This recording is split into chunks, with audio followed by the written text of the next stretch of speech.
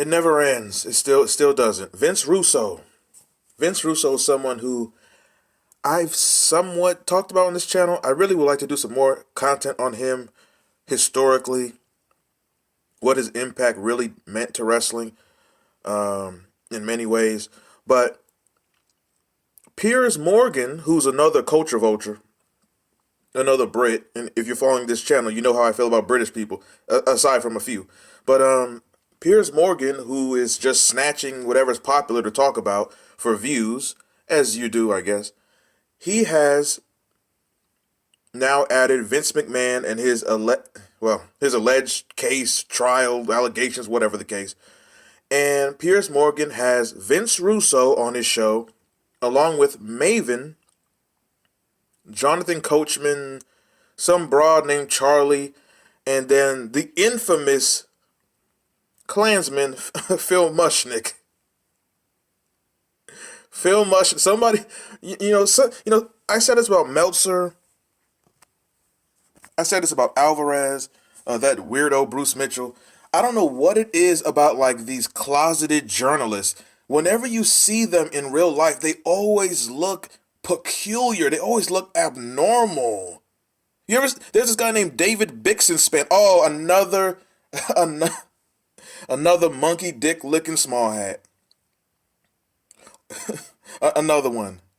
Another vulture, another monkey. These quote unquote journalists who quote unquote write about wrestling for the last 30 years, they always look like PDF files. They always look like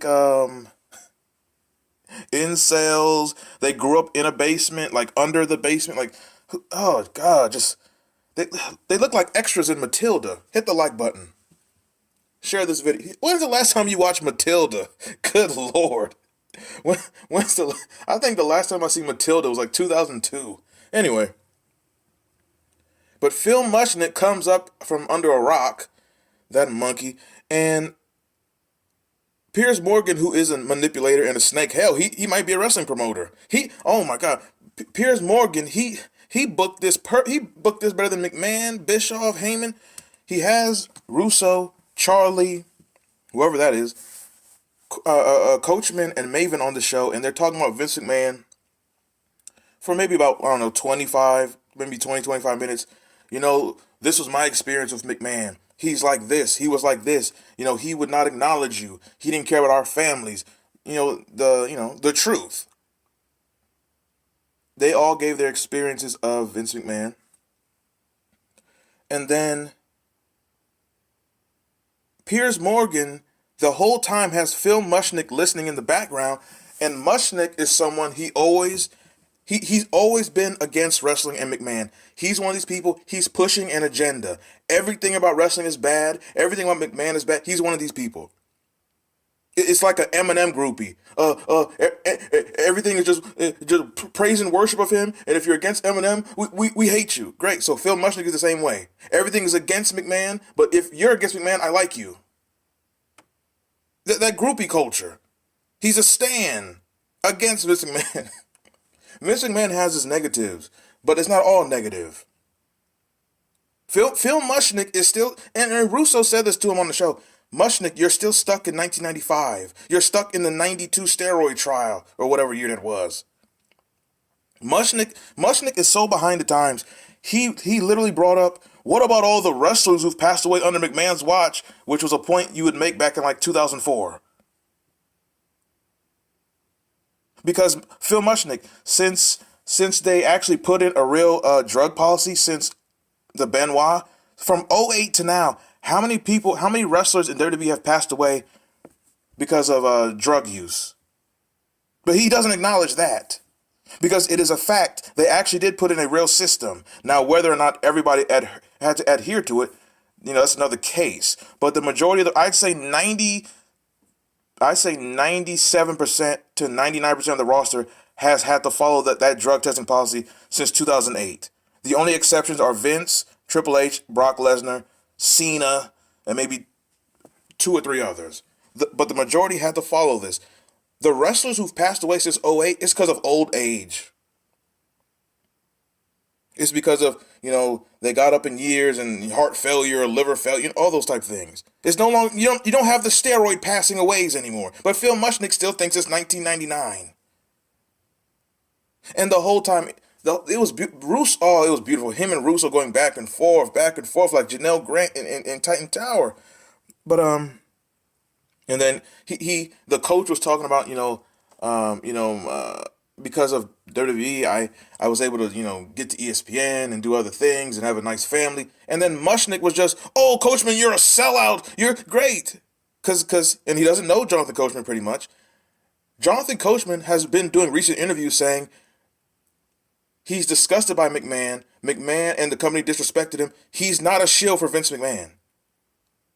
I'm actually shocked by what Coach has been saying in recent interviews. I mentioned a few videos ago, Coachman did an interview on Rene Dupree's podcast. That interview is shocking, the way he said that the company disgusted him and Vince McMahon basically threw him away because he turned down doing like one appearance. So Coachman is definitely not for Vince McMahon. But if he says, on the other side, McMahon did pay me well, he did do this well, there are positives and negatives to most people in the world. Most situations are not one-sided. But Phil Mushnick has an axe to grind. That's an old phrase. And he has an agenda. Mushnick is so stupid, he literally thinks the only promoter in wrestling history was Vince McMahon.